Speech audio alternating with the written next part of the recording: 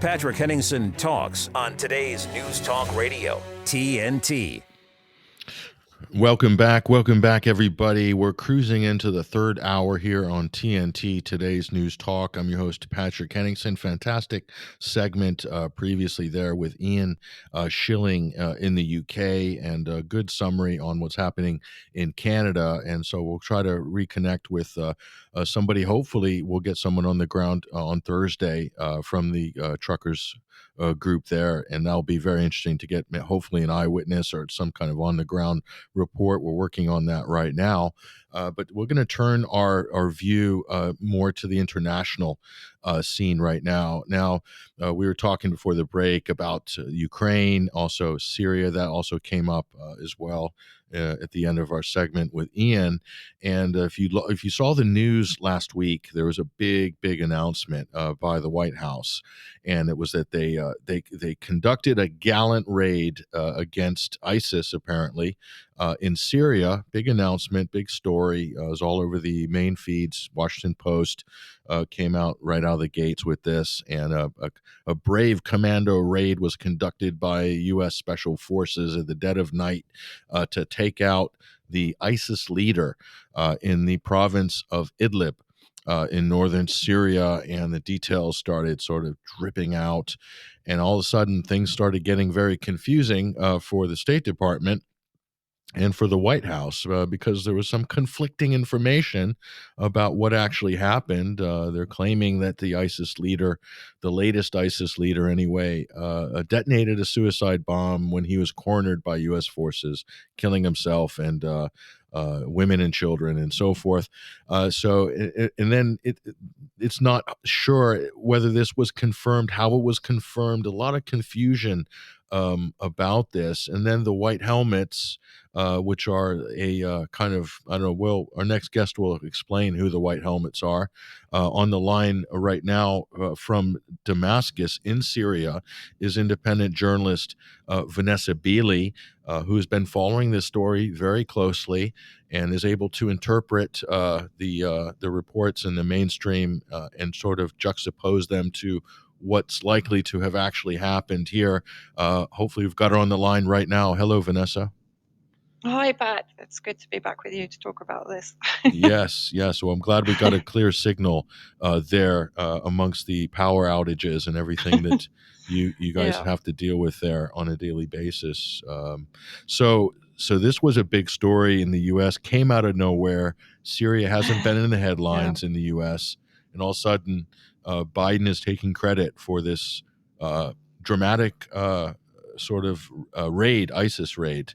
What do you think about this? Give us a quick summary of what they claim happened and what you think actually happened. Well, I mean, they claimed it was a commando raid. One of the U.S. helicopters allegedly was brought down, although the photographs are suspect to say the least. I mean, the downed helicopter looks a lot older than kind of 24 hours of being brought down. Of course, if we go back through the history from Obama to Trump and now Biden, we have this sort of endless bringing down of ISIS assets. If you remember, in October 2019, Trump claimed that he'd assassinated al-Baghdadi, the predecessor of Quraishi, who's also known as al-Qadash, by the way, who was killed, when was it exactly? 2 days ago? It was last Thursday, right? Right. February 3rd, yeah. Yeah, I lose track of the dates and events at the moment. And, if you remember at the time, there was many questions raised over the veracity of Trump's story of the killing of Baghdadi. And of course, Baghdadi also, let's say rather conveniently, blew himself up, making it impossible to identify the body. And if you go back, of course, there were numerous claims. Okay, I think killed prior to operation, right? And interestingly, when I went back through the reports on the Trump Baghdadi episode, which was in October 2019, there's two things that came out at me. One was that at the time Trump tweeted out that they had also targeted and killed Baghdadi's successor. Now, in August 2019, it was reported that Baghdadi had nominated Qureshi, who Biden killed last Thursday, as his successor. So in August 2019, it was already known in intelligence circles that Qureshi was going to step up if Baghdadi died or stepped down. He was the nominated successor. Right, that was in August. In October, Baghdadi was killed. Trump was claiming that he had killed the successor. Now, we know then that Qureshi, who had to some degree been groomed to step up to the leadership position, he'd been in Al-Qaeda, which then, of course, morphed into ISIS under the leadership of al-Baghdadi for 2 decades. In 2009, he was arrested in Iraq by American intelligence agencies. They released him under unclear reasons in 2009. Right. So he was detained, he was questioned. They were perfectly well aware that he was to be the successor to Baghdadi. And also we should remember that Baghdadi was also detained and released. Right. And I think what's really important for people to understand is that this also follows on immediately from a series of breakouts by the ISIS terrorists being held in a number of camps in the northeast, and the US directly and with their Kurdish separatist proxies are occupying Syrian oil resources and denying those resources to the Syrian people. That is the main reason that they are occupying, of course. Not only that, but it's provided revenue, first of all, to ISIS and now to the Kurdish separatists, who we know have a record of working with ISIS prior to their actual takeover in the northeast from ISIS. But we also know there is a history of corruption between the Kurdish separatist guards of these prison camps. There are an estimated 9 prisons in the northeast holding 12,000 ISIS terrorist fighters, including 70,000 women and children that are being held in separate camps. It's also very important to point out that the UK government is funding some of the biggest of these camps, funding them. All right. So they are effectively holding camps for ISIS. Now, those camps historically have been used, as I said, as detainment camps, but the US has also been moving those ISIS fighters around. So they've been moving them from Syria to Iraq. In Iraq, they've been targeting electrical power stations. So they've been as always, as is the US policy, to hit back against what they consider to be Iranian proxies operating against ISIS in Iraq, which is effectively Hashd al-Shaabi, which they, of course, determined to be Iranian proxies. These ISIS fighters have been targeting Iraqi infrastructure, again, to decimate the Iraqi population, to maintain the pressure of 30 years of colonization, war, sanctions, etc. Right? So we know that these ISIS fighters are being detained by the Kurdish separatists, who, by the way, are charging, we believe it's around $8,000 for the release of any ISIS fighter. So if an ISIS fighter can pay an SDF captor $8,000, they can walk free. And of course, they're walking free into an area that is effectively under the control of American intelligence services. So that gives you an indication of to what extent the US is involved in using ISIS as a weapon against both Iraq and Syria. And in the recent battles, 100 ISIS prisoners escaped from one of the biggest camps close to Hasaka, which is in the northeast, close to the border with Iraq, Bukamal, which is the area that is often or was bombed by Joe Biden shortly after his inauguration, and is regularly bombed also by Israel and by the US, because it's the last remaining border post that is under the control of Syria and Hashd al-Shaabi, Iraq, right? Now, these 100 ISIS fighters mysteriously managed to get control of the arms depot. As I said, this entire area is swarming with American and British and European intelligence. The SDF, according to local sources, and Sputnik actually wrote this up, the SDF withdrew from 3 strategic points, allowing the ISIS fighters to escape to points that had been designated by the US coalition.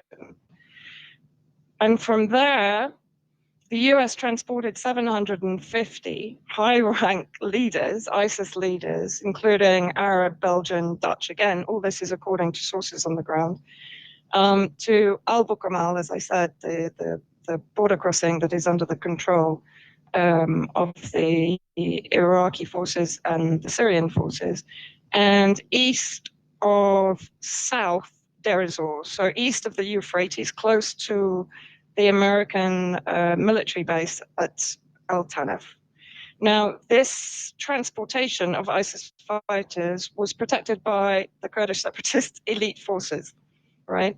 During the process, ISIS captured a number of Arab prisoners, and I think it was 2 SDF prisoners. The SDF prisoners were immediately released after negotiations with the SDF.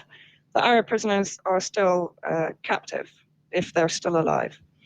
According to Iraqi intelligence documents, 5,000 of the ISIS fighters were transported immediately to Iraq. One assumes to continue the operations, the swarming operations in Iraq against Iraqi infrastructure.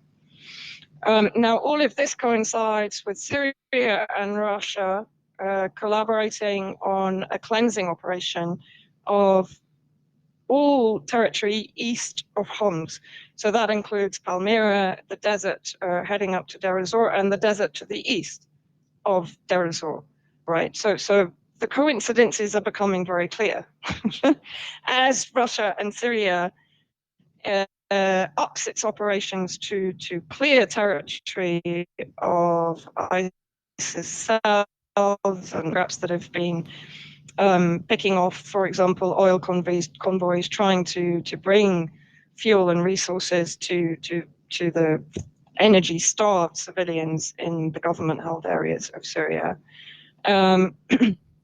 And at the same time, of course, we have the ramping up of tensions in Ukraine. So in my opinion, at this point, Biden decided we need to have a bit of a distraction. We need to show that we're really fighting ISIS because we're going to take out one of the leaders. But by the way, he blew himself up, and so we can't actually identify him. Sorry, that was a very long-winded context, but I hope that made sense. Yes, yeah. I think another thing was interesting. You mentioned the jailbreaks, these jihadi jailbreaks. Right before the emergence of ISIS in the summer of 2014, there were a series of these jihadi jailbreaks in Iraq, in Pakistan, in different places, and another one in Afghanistan with the fall of Kabul back in just September 2021. Another mysterious release. So as you said, Vanessa, that you can pay them off. There's different ways that you can engineer that kind of a situation, and all of a sudden now you have these extremists are running rampant in these various quarters, being directed by some of the parties who you just mentioned.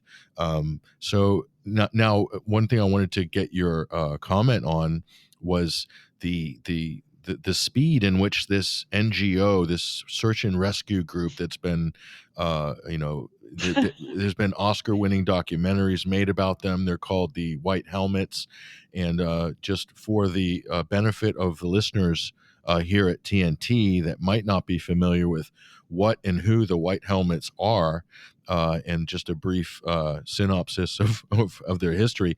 They were on the scene within, according to a letter they released here, they said they were on the scene of this U.S. strike, this firefight, within 8 minutes. 8 minutes after the U.S. Special Forces left, White Helmets on the scene, and to collect the bodies and the children and the families and so forth. So anyway, tell us who the White Helmets are briefly, and then comment on their appearance on the scene of this this gallant raid. I mean, the White Helmets, if people want to go to the 21st Century Wire White Helmet archives, they will find an absolute treasure trove of information on the White Helmets. But effectively, they're predominantly a British intelligence outreach agency created in 2013 as a shadow state institution to be embedded with the terrorist groups inside Syria to provide staged events to criminalize and demonize the Syrian government and allies and their armed forces, to protect or to give humanitarian, in inverted commas, protection for the armed groups themselves, including, of course, or dominated by Al Qaeda, and to as a British policy document in April 2017 declared to provide the evidence that basically corroborates UK foreign policy. So I think that says everything. There is no indication that the evidence has to be verified. They just have to provide the evidence to corroborate the regime change war, basically. And so they are effectively an intelligence outreach agency, and they were established by a former British military intelligence operative, James Le Mesurier, who died in suspicious circumstances in November 2019, having fallen to his death allegedly from the balcony of his apartment in Istanbul. That's a very kind of brief synopsis. They have a record of participating in executions, in mopping up after execution. So I don't think it's any surprise that they appeared 8 minutes after the operation occurred. And also interesting, if you look at the location of the village where this attack took place, it's very close to Gaziantep, and Gaziantep, also known as the Jihadi Express, because the majority of the ISIS fighters pass through it on their way into Syria. But it's also known to be the head of British intelligence, US intelligence, and the training area for the White Helmets. So it's no surprise that they were on standby and probably aware that obviously that this operation was going to happen. And of course, the other interesting thing is that there were reports of firefights between Hayat Tahrir al-Sham, which is the rebranded Al Qaeda group headed up by al-Jawlani, who's also been undergoing a whitewash by American intelligence agencies and UK think tanks and intelligence agencies also. There was a firefight between them and allegedly an American commandos. And yet the White Helmets can kind of just saunter in 8 minutes after all of this and pick the pieces up. I mean, it's really quite extraordinary. And the way they are now described in the media is as the opposition Syrian civil defense. So instead of being the neutral, impartial organization that they were always promoted as, of course, now they've suddenly been demoted to some extent down to the opposition, and knowing that the opposition is effectively Al Qaeda. I mean, Ambassador Jeffries described Al Qaeda as an asset in Idlib. Brett McGurk described it as the largest Al Qaeda haven since 9/11. We know that the Bab al-Hawa border crossing is effectively under control of Al-Qaeda, and it provides them with over 80% of their revenue because, of course, they're embezzling the humanitarian aid and then selling it off at extortionate rates. So, yeah, the very fact that the White Helmets, unarmed, allegedly, can wander into this maelstrom and unharmed report exactly what happened, not as if they were given an indication of what they should say by the intelligence agencies at all. Or am I too cynical? No, it's so the interesting point of what you just said there is give people a sense of perspective. The whole Idlib province, assuming that the White Helmets don't have teams in every single village, which they don't, the likelihood of somebody being able to respond to a random U.S. Airstrike or a random U.S. commando raid within 8 minutes in a place the size of Idlib, which is a significantly, it's a significant patch of territory, right? It's not like you're not talking about a few square miles, right? It's big. Huge. So they arrive like literally in 8 minutes. So clearly, as you said, they would have had to have a heads up that this was going to happen. They knew when, they knew where it was going to happen, but they have to go immediately, don't they? Because they couldn't risk, the U.S. can't risk anyone else in the general area going and doing their own investigation of what's happened, and they might report or take some cell phone footage or something, and that would throw the whole narrative into it would be very problematic, wouldn't it? So they need the mop-up team. So Al-Qaeda's mop-up team is the White Helmets. Now they're mopping up for the U.S. government. Is that right? Well, yeah, pretty much. That's exactly what's happening, and that's very much their role now, particularly in Idlib. And I guess, another thing that immediately popped into my head, of course, is if it's a verified assassination, and if they have definitely assassinated Qureshi, who's now the head of ISIS, although there is some controversy over his leadership. Some are claiming that he's not pure Arab, which of course you need to be to assume the leadership of ISIS. Some claim because he was born in a majority Turkmen village to the west of Mosul. I'm trying to remember the name, Mahlabiya. It has, so it's a moot point. But the fact is that if the US has taken him out, it's a sort of it's an indication to me that there was a need to take him out. Idlib is now the hub of all of the criminal activities of these armed groups that are effectively proxies of the US coalition, including the UK. And that, of course, includes child trafficking. It includes the staging of, for example, the chemical attacks, as we saw in Douma in April 2018.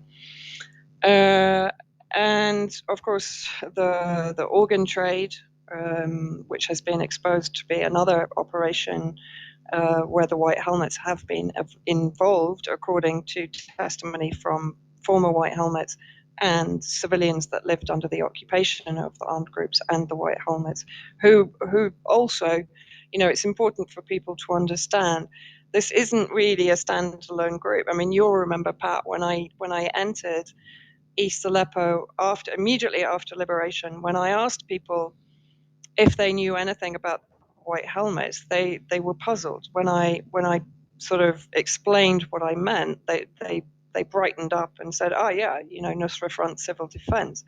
So they were interchangeable. I was told many times that Nusra Front fighters would carry out an attack. They would then put on the White Helmet uniforms to be filmed, supposedly helping the victims of the attack that they had just carried out. Another event was Jebel Qubba, if you remember, I wrote about that for 21st Century Wire.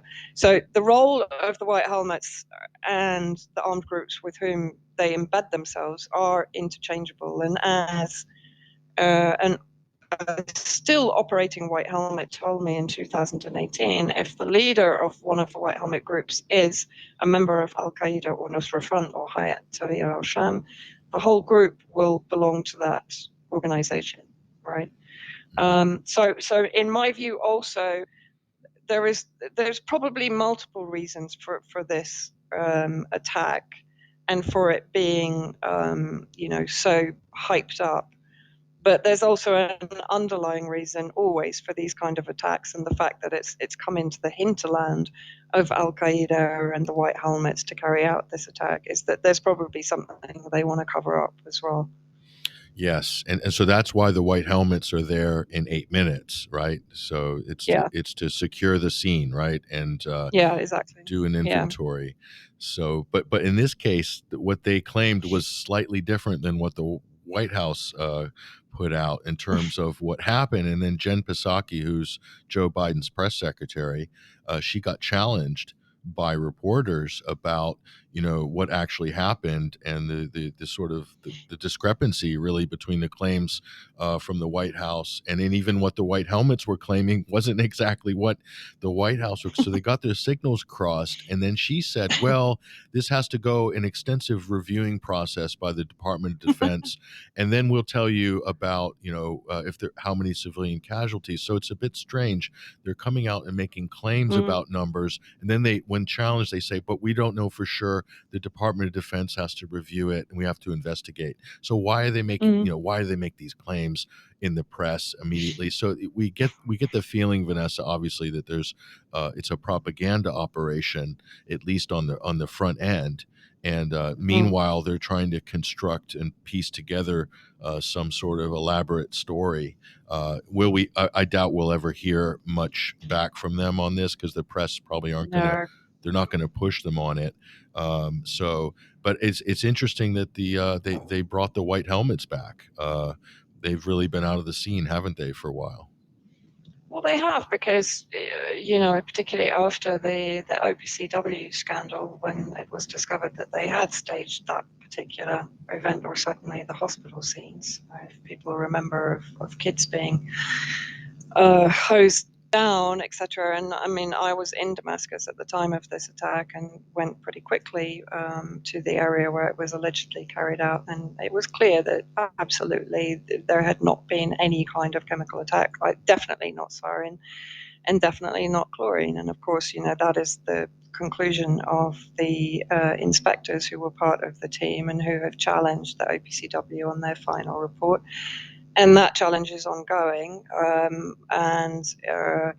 If their concerns are justified, of course, they're not being given the space to air their concerns publicly at all. Then, of course, the White Helmets were responsible for the staging. Has to, who was responsible for the murder of the civilians who were used in the staging of that scene, right? And then, of course, that has to raise questions of the previous chemical attacks that also ramped up the the military intervention in Syria, and that was Khan in 2017, and of course the probably the most well known in Ghouta in 2013, that really brought the fist of the US coalition down onto Syria, when it was claimed that the Syrian government had used chemical weapons in eastern Ghouta. And so, I think that there are a lot of questions that are going to come out of this, and I think that the White Helmet reputation has been permanently damaged. So yes, they've slightly put them into the background. There is another organization, the Violets, which has kind of been spawned out of the White Helmets, let's say. I've actually written quite a lengthy investigation into them, and they are to a large extent sort of usurping the White Helmet image a little bit. They're a lot squeakier clean.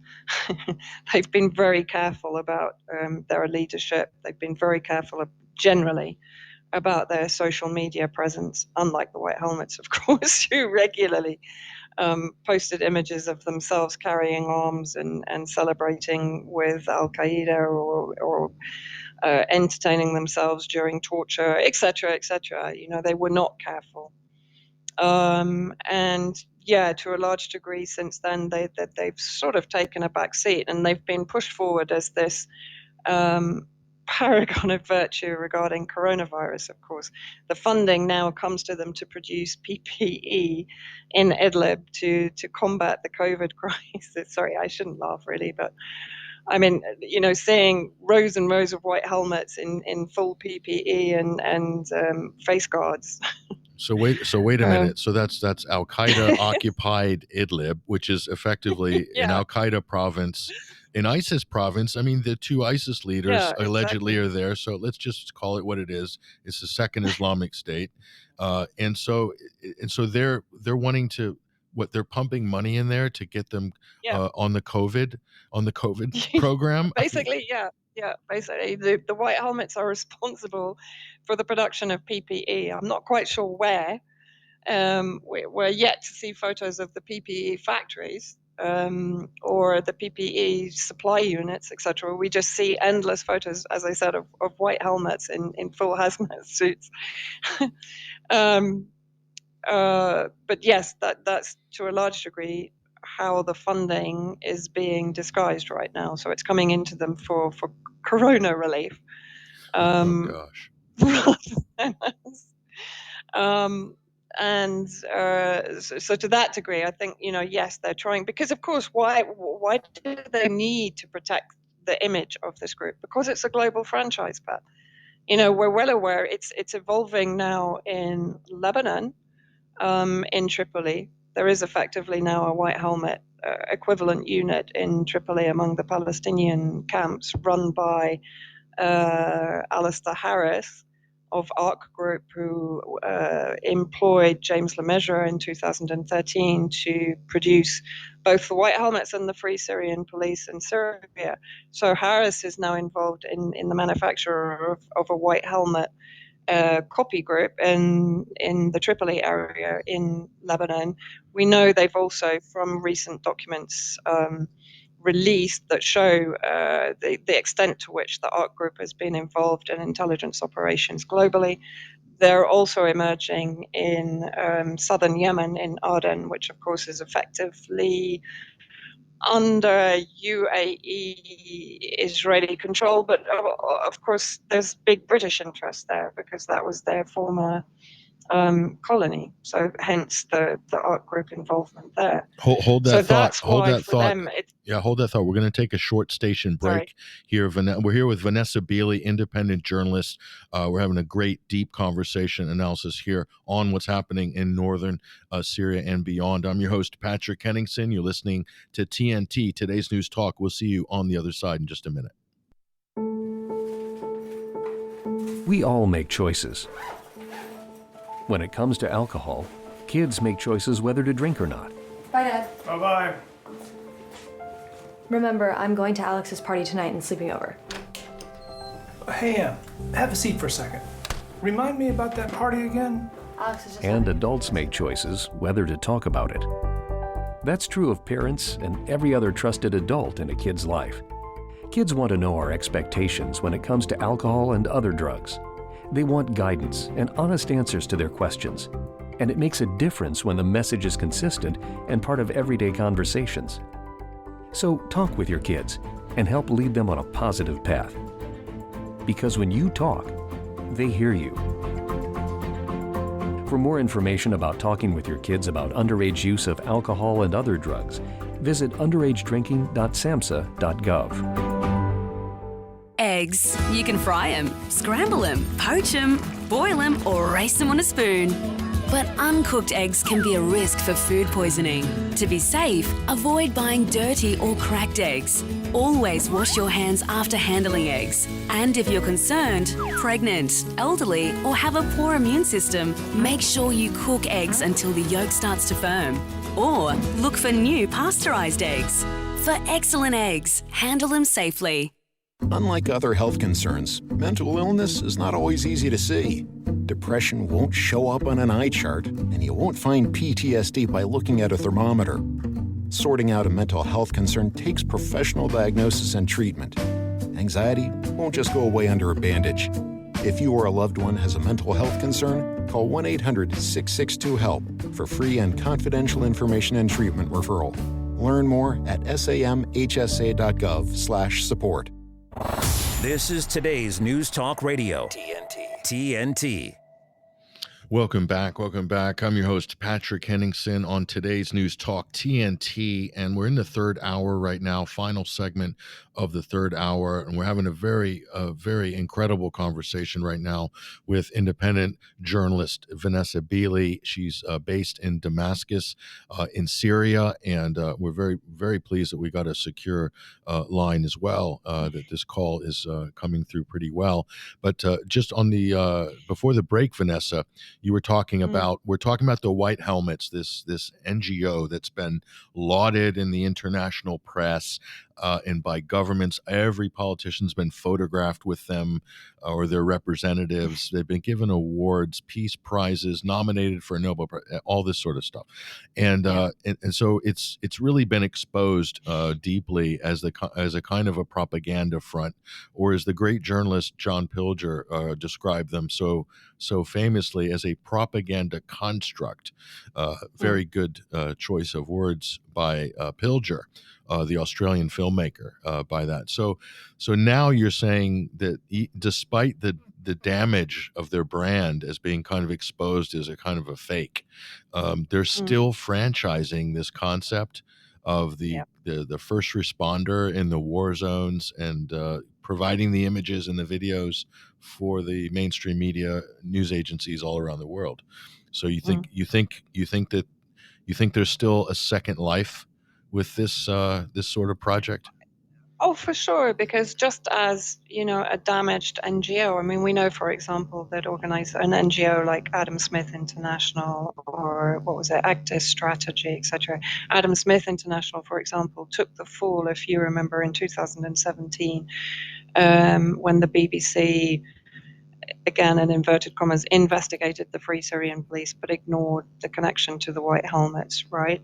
Now, at that time, we suspected that the ARC group had been involved in the midwiving of the Free Syrian Police, as well as the White Helmets, but we didn't have the evidence until the recent document leak, which showed that ARC was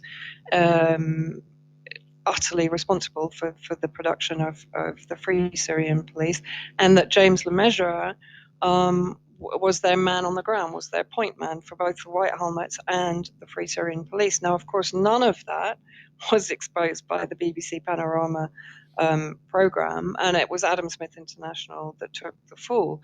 So we know that what happens is these NGOs provide plausible deniability for the governments that are spawning them, right, or the intelligence agencies that are creating them. They provide distance for the government from the crimes that they commit, basically, or that are committed on their behalf, as, for example, by the armed groups inside Syria. And so what will happen is that, of course, they won't be called the White Helmets Lebanon or the White Helmets Arden. They will be given another name, but the concept will be the same.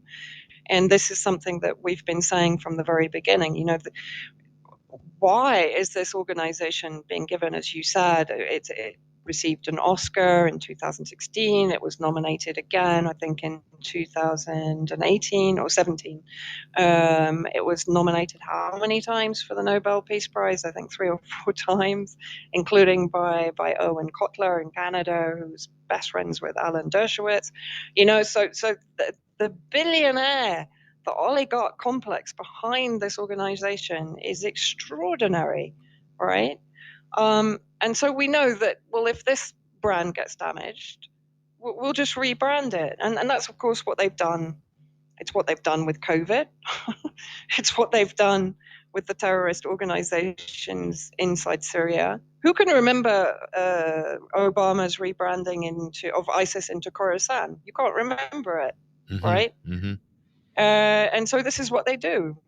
But it doesn't mean that the concept is dead. It just means that this particular brand is maybe a little bit damaged. So we'll put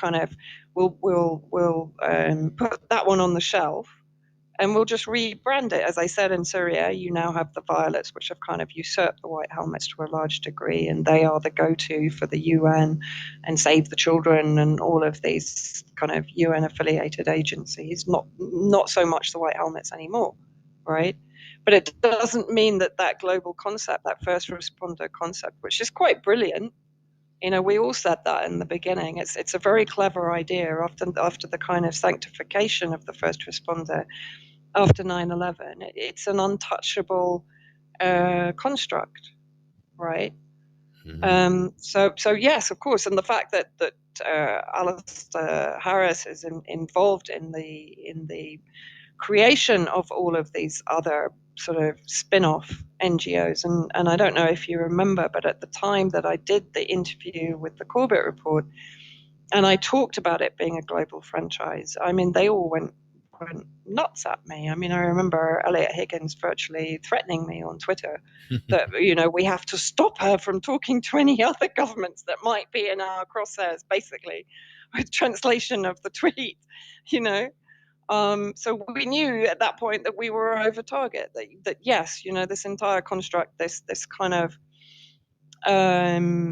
militarization of humanitarianism was the blueprint for the future. And of course, we'd seen it to some extent, let's not forget, in Kosovo. And again, James LeMessurier was involved in the transformation of the KLA, the Kosovo Liberation Army, which was effectively Al-Qaeda and Albanian mafia warlords, into the Kosovo Security Corps, right?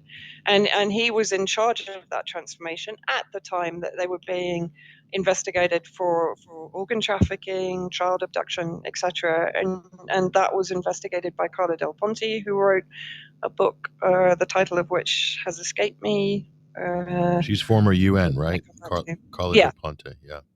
Yeah, and she also in the Eastern Ghouta attack in 2013, she came out and said she believed it was the armed groups, not the Syrian government, that had carried out the attack. So she has consistently opened up a can of worms as regards kind of NATO operations in any of the target nations. And in the Balkans, she wrote extensively, and she was very much obstructed. I mean, she wrote a lot about the fact that she was prevented from investigating, particularly the organ trafficking. But this, at the time that the KLA was being transformed, they were carrying out the cross-border organ trafficking operations, and LeMessurier was in charge. Mm-hmm. So the blueprint, if you like, began back then, but was then honed and perfected for Syria. So just to explain the basic concept, so people get it. So it seems like the concept here is, if you wanted to, let's say, break off, or you want to destabilize a country, you send in the jihadis, you send in the terrorists, the armed gangs. They create an ungovernable enclave or space. They terrorize the locals. They kick out the government, whatever that government is. In this case, it's the Syrian government, and they sort of rope off this area. Then the money and the funds and the training comes from the U.S. intelligence, British intelligence, NATO intelligence, and they create parallel civil service, parallel their own fire department, their own police department. That's a sort of a parallel society within a country that's in an ungovernable space. And then if the government that's trying to retake their territory mounts any airstrikes or military incursions, then you use the white helmets to create the videos of the babies being killed or the rubble of the bombing, and they say what a horrible tragedy this is. They're killing the women and children. The Syrian government is terrible, terrible, terrible, and that goes through CNN, BBC, all the media outlets in the West. People are outraged. They say we need to get rid of this character in Damascus, Bashar al-Assad. He's a terrible guy, and look what he's doing to the women and children of Idlib. But so you can repeat that formula, can't you? I mean, it's sort of, Kosovo is another example. So if it's successful, why not keep going with it? Yeah, absolutely. And also, it's the perfect Trojan horse. Even pre-war, you can send in. I mean, in Syria, it was very much the BBC that was sent in 2004 to identify the opposition through BBC Media Action. Juliet Harkin, who blocked me on Twitter after I challenged her about her role in Syria. Which was basically to establish the opposition media in advance of 2011 when the alleged peaceful protests began. But if you have an organization like the White Helmets, I mean, in all honesty, even Syrians very early on in the war told me that they thought, oh, well, at least they're here to help, So countries that are kept at a kind of a level of ignorance and lack of understanding of the extent to which British and American intelligence agencies in particular, how they work, how they infiltrate, how they embed, how they scout for information even before they launch one of their interventionist campaigns. Right, so an organization like the White Helmets can easily, I mean, as I said, when I read through the recent document leak, which was focused on the ARC group, they are in contact even now with NGOs inside Damascus. They are in contact with NGOs across Syria, even now. So that's the extent to which British intelligence agencies had already infiltrated Syria prior to 2011. And we know, from Roland Dumas in 2013 told us that the former French foreign minister told us that he'd been approached by British officials in 2009, and the plans for destabilizing Syria and removing Bashar al-Assad were already in place. And I wrote a piece for Off Guardian on the 75 years of regime change that had gone on prior to that. The fact that Bush and Blair had, Plan B was war in Syria if Syria didn't come into line with American and British policy in the region, and of course that also means protectionism for Israel. And so these organizations like the White Helmets are incredibly important to these kind of destabilization, interventionist projects. And coming back to the assassination of Qureshi, the current ISIS leader, and the breakout from the ISIS prison in Al-Hasaka, what we also need to be aware of is that currently Qatar is making noises again about unifying the opposition. It's ramping up the anti-Assad propaganda again in its media. And of course, Al Jazeera, which is a Qatari outlet, was instrumental in stoking the violence in the first place.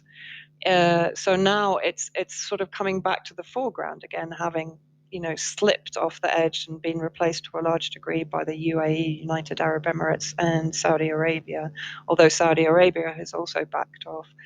But now we also recently, I think even today, had intelligence put out by Russia that America is planning another operation to turn the people against the government. And of course, right now, to be honest, Pat, it's not that difficult. America has deprived this country of oil and fuel, and by default, electricity, water, food.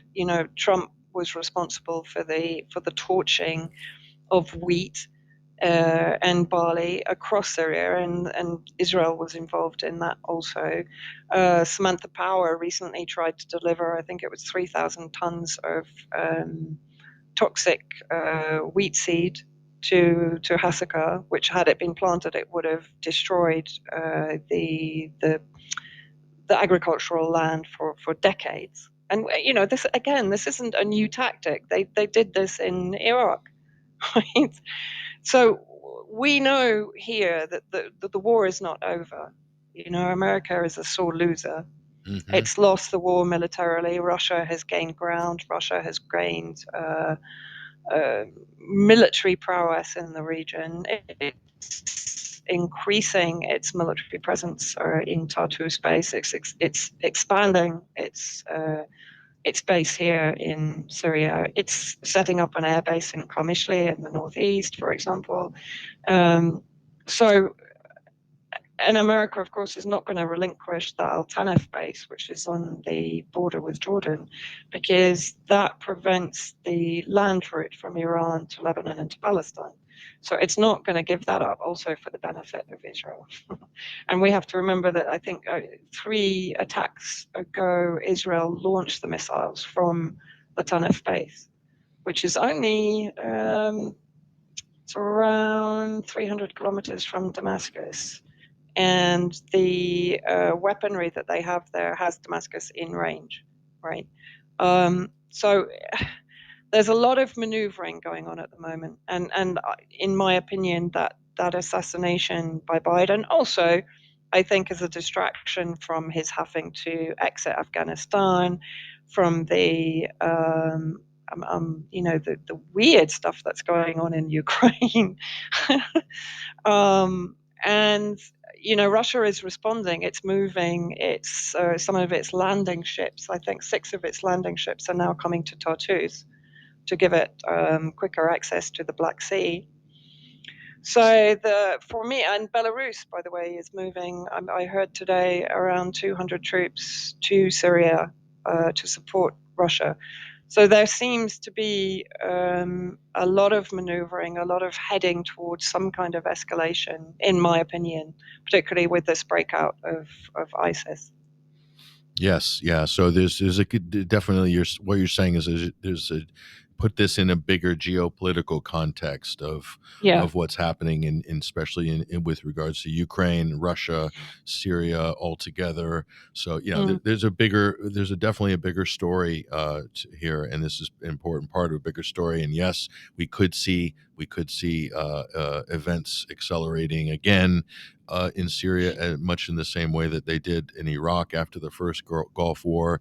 It intensified up to 2003 and beyond. So, yes, the U.S. are very sore losers, and they've got a big black eye already in Syria, and they might get another one if they're not careful.